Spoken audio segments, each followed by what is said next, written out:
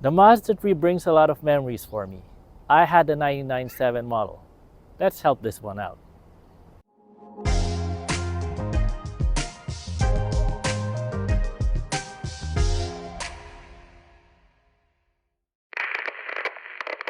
Hello and welcome to How to Helen, where you learn something different every day.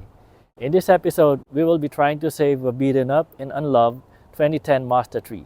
Now, for those who didn't know, I used to have a 1997 Mazda 323 or first generation Mazda Speed. Fast forward to today, we have a 2010 Mazda 3 hatchback with a 2.5-liter four-cylinder. When I saw this really beaten up, I know I had to save it. It's really in my nature. So, let's start with the keys. So when I was purchasing the car, the previous owner told me he has two keys. That was one reason I purchased the car, as I always want two sets of keys. But when I got the car, he only gave me one key. He promised me the other one, but I still don't have it. This is the second time that this happened to me. Lesson is, if you are promised two keys, please make sure you get both of them on purchase day. Do not accept a promise to get the second key after the purchase. It rarely happens. Now on top of that, the key is starting to fall apart. This was taped when I got it. That is because it is starting to separate at the bottom. There's gaps in the casing. Then the images or icons on the buttons are halfway gone. So you can barely decipher what the buttons are for. But I did figure out that the top button is locked, the middle button is unlocked, and the bottom is the panic button. Next are the tires. I was actually worried driving here because of the terrible condition of the tires. Let me show you. When I just got the car, the tire pressure sensor light was on, so I added air in each tire. Lo and behold, after adding air, the bulges started to show. So the previous owner actually did it on purpose to have low pressure in each tire so that the bulges wouldn't show. Now with the correct pressure, there's three bulges showing. This is the smallest one. This one is bigger. And this one looks like it's about to pop, so it is very dangerous to drive this car right now. This tire was actually in the front and I had to move it to the back as it is lighter in the back and less strain on the tire. But this can blow anytime, so if you see a big bulge in your tire, please do not risk it. This can cause a huge accident, especially on the highway. Besides this one, all the other tires are not in the best condition. Let's do a quick interior tour of our new Mazda.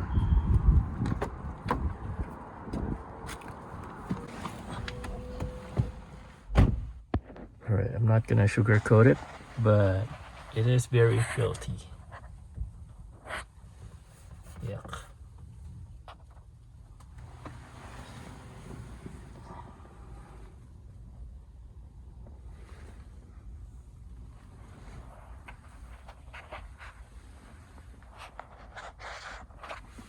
Seats are still in great condition though.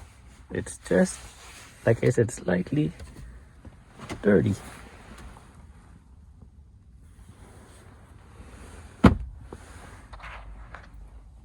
Shifter's worn out. And it's missing the charge port or cigarette lighter.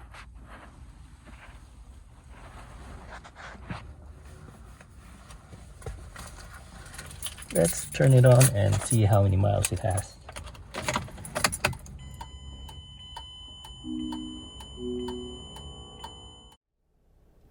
So on the dash, I was able to get rid of the tire pressure sensor light by putting the correct pressure on the tires. Now the ABS, anti-lock brakes, and brake light are on because we need an ABS pump, which is a common issue with this vehicle. But at 85,000 miles, this is still worth fixing. Now one thing I'm very annoyed with the previous owner is at the end, there's something taped in here. So I took out the tape. I just realized that the AFS or adaptive lighting system is flashing. That means that the adaptive lighting system on this vehicle is not working correctly. I wish I knew because I would have asked for a lower price for that. That is something I haven't dealt with before and it's gonna be a challenge to fix. Worst case, we might need to buy a new headlight system, which I'm not ready to do. But the headlight still works and I just wish that we didn't have this issue.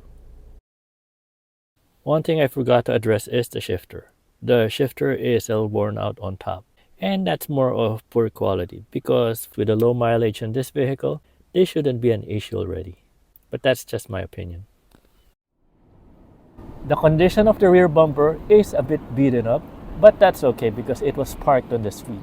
What's not okay is the condition of the rear taillights. Look at the glass. Looking at it closer, both driver's side taillights are broken.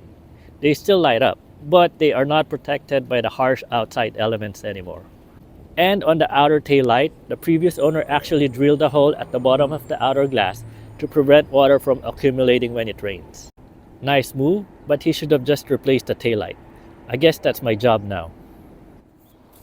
So I don't know what could have caused this, but the rear spoiler is loose, so it is shaking while you're driving. It's actually missing a nut on the other side. Moving to the trunk release button. The outer trim has actually broken off, and the button has sunk to the body. This is actually a common issue with these vehicles, but still another repair needed to be done. It still works though. So let's move on to the trunk. So the story of this tire is actually ironic. So the previous owner replaced the donut tire with a regular size tire. But when I tried to install this regular size tire, it doesn't fit this year model. So having this regular size tire instead of the donut tire gave him a false sense of security that he has a good tire. And the advantage of having the regular donut tire is that the donut tire is at level with the floorboard, so it doesn't bulk up like this. Moving on under the hood, let's start with the heat shield and weather stripping. Now, I don't know the reason you need to remove the weather stripping on the hood, but it has the broken retainer clips for the weather stripping. I have it on order from AliExpress. Again, why would you break this or why would you need to remove this? Then for the hood heat shield, it is missing a few clips. I need to address that sooner because I don't want this heat shield falling onto the engine and causing a small fire. Let's try to prevent that. Now for the headlights, this is the low beam headlight and the high beam headlight. And as you can see on this side, the high beam headlight is not working. Now because this has adaptive lighting system, it might be a challenge to replace any of the headlights. We'll know soon.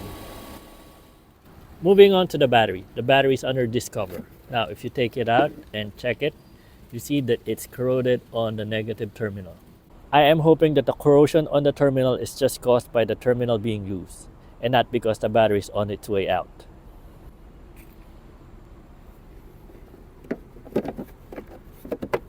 Just another thing to repair.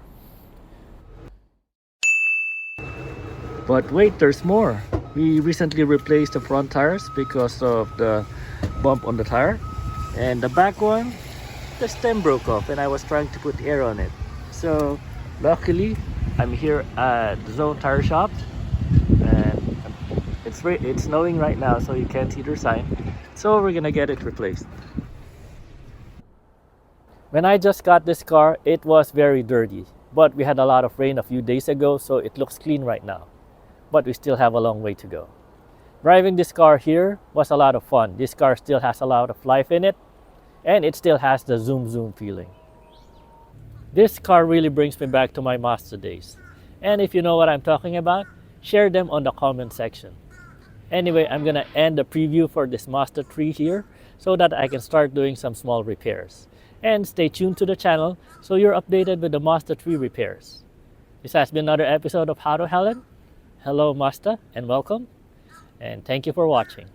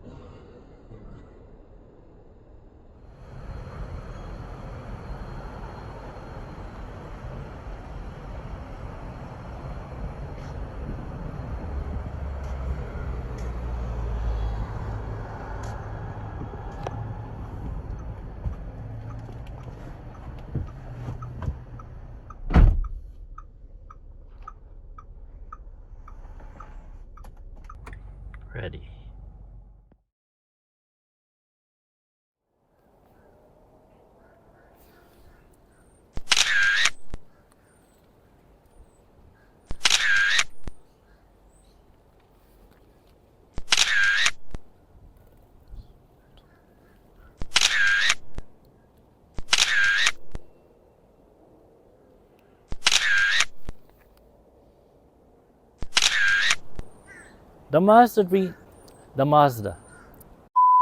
The Mazda 3 brings a lot of memories.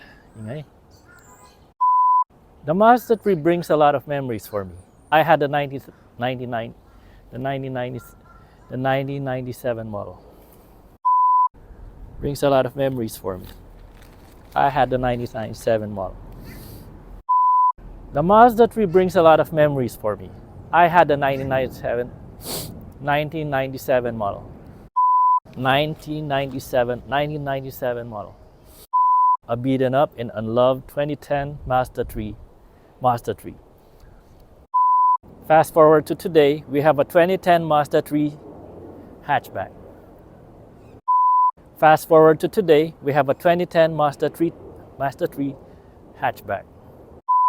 Here is the Mazda. Here is the Mazda 3